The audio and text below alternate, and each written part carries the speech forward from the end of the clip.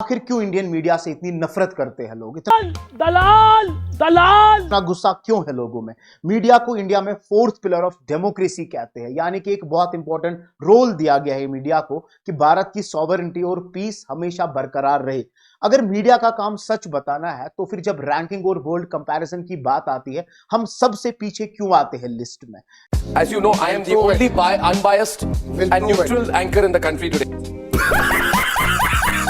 क्या सच में कोई प्रॉब्लम है? अगर है तो क्या है? सिर्फ हिंदू मुस्लिम हिंदू मुस्लिम हिंदू मुस्लिम हिंदू। आज हम इस सब का खुलासा करने जा रहे हैं और इसी वीडियो में हम बात करेंगे इंडियन मीडिया के उस पहलू के बारे में जिसे अक्सर नजरअंदाज किया जाता है, फैक्ट्स के साथ, डेटा के साथ और कुछ हिडन ट्रुथ्स, साथ ही उन कॉन्सिक्वेंसेस के बारे में जो हम सब पे सीधा असर डालते हैं। तो चलिए शुरू करते हैं। वर्ल्ड्स बिगेस्ट डेमोक्रेसी, 140 करोड़ लोग, हंड्रेड्स ऑफ न्यूज चैनल्स, और फिर भी जब दुनिया की कंट्रीज लाइन में खड़ी होती है तो इंडिया के मीडिया रैंकिंग गिरते गिरते 151 पोजीशन पर आ जाता है आउट ऑफ 180। अब सवाल ये नहीं है कि रैंकिंग लो क्यों है, सवाल ये है क्यों हर साल ये नीचे गिर रही है। मेरे लिए गांजा लाओ, चरस लाओ, एमडीएमए लाओ, एक्सक्यूसी लाओ, ड्रग दो, ड्रग दो, ड्रग दो, ड्रग दो, ड्रग दो, druggie druggie druggie druggie druggie, मुझे ड्रग दो, मुझे ड्रग्स दो। रिपोर्टर्स विदाउट बॉर्डर्स के मुताबिक मीडिया पर सबसे बड़ा बोझ है मनी का प्रेशर, मालिक का कंट्रोल और सच बोलने की आजादी की कमी। आज न्यूज रूम्स में सच लिखने से पहले सोचा जाता है कि ये किसको चुभेगा। नरेंद्र मोदी नरेंद्र मोदी नरेंद्र मोदी नरेंद्र मोदी, सुबह नरेंद्र मोदी, शाम को नरेंद्र। और जब सच सोच के बोला जाए तो जनता उसे सच मानता ही क्यों। इसीलिए लोग कहते हैं कि इंडियन मीडिया को अब हम नहीं देखते, हम उसे डाउट करते हैं। जी न्यूज जो है वो लाहौर कब्जा कर लिया था और न्यूज 18 रावलपिंडी कब्जा किया था और टीवी 9 भारतवर्ष ने कराची और इस्लामाबाद दोनों कब्जा कर लिया था। दोनों का रिपब्लिक भारत पूरा पाकिस्तान पार करके अफगानिस्तान हिल गया था। और जब ट्रस्ट चला जाता है तो बचा क्या? बस नॉइज, बायस और वो आवाज जो असली मसलों से ध्यान हटा देती है।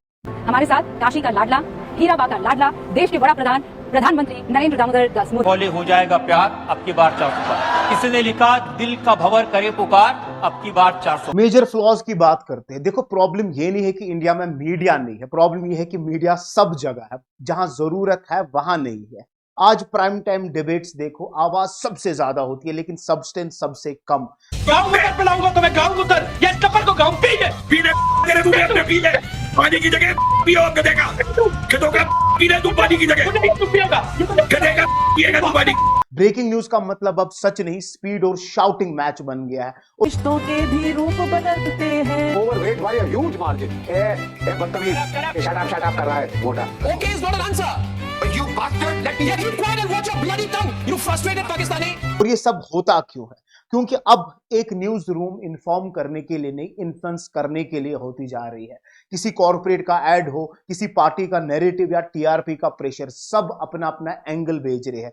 एक रिसर्च कहता है कि इंडिया के बड़े न्यूज आउटलेट्स अपना 70% कवरेज पॉलिटिक्स, क्राइम और रिलीजन पे देते हैं, लेकिन सिर्फ हिंदू मुस्लिम हिंदू मुस्लिम हिंदू मुस्लिम हिंदू। लेकिन एजुकेशन, हेल्थ, एनवायरनमेंट, फार्मर्स, ये सब कहीं छुप जाते हैं क्योंकि ये स्टोरीज टीआरपी नहीं लाते, ये सिर्फ सच लाते हैं। और फिर आता है मिस इन्फॉर्मेशन का सुनामी। जब फेक न्यूज व्हाट्सएप पे वायरल होती है तो लोग पहले फॉरवर्ड करते हैं, वेरीफाई बाद में। और आयरनी ये है, कभी कभी वो फेक न्यूज खुद मेन स्ट्रीम मीडिया से ही निकल के आती है। पाकिस्तान घुस गई भारतीय सेना, ये अज्ञात बॉर्डर पर पाकिस्तान के भीतर दाखिल हो गई भारतीय सेना। इस प्रकार की बचकाना बातें। रिजल्ट, जनता कंफ्यूज, ट्रूथ डाइल्यूट और ऑलमोस्ट ट्रस्ट खत्म। आज मीडिया पर लोग हंसते भी है, गुस्सा भी करते और सबसे ज्यादा उसे इग्नोर भी करते। डार्क जोन्स और हिडन ट्रिगर्स सुन लो। कभी आपने सोचा है कि अगर एक न्यूज एंकर सच बोलना चाहे भी लेकिन उसका मालिक मना कर दे तो सच मर जाता है या एंकर मर जाता है? यही है इंडियन मीडिया के डार्क जोन्स। कैमरा चल रहा होता है, माइक ऑन होता है, पर कहानी लिखी जा चुकी होती है कहीं और से।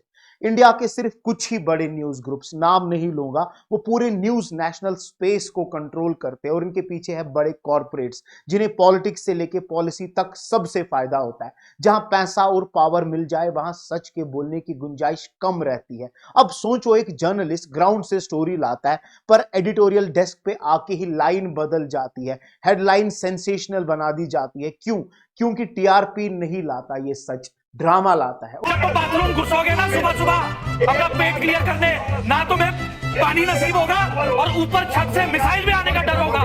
और जब रिपोर्टर सच बोलता है तो उसके ऊपर होती है एफआईआर, ट्रोल अटैक्स या फिर साइलेंट ट्रांसफर, सस्पेंशन या थ्रेट।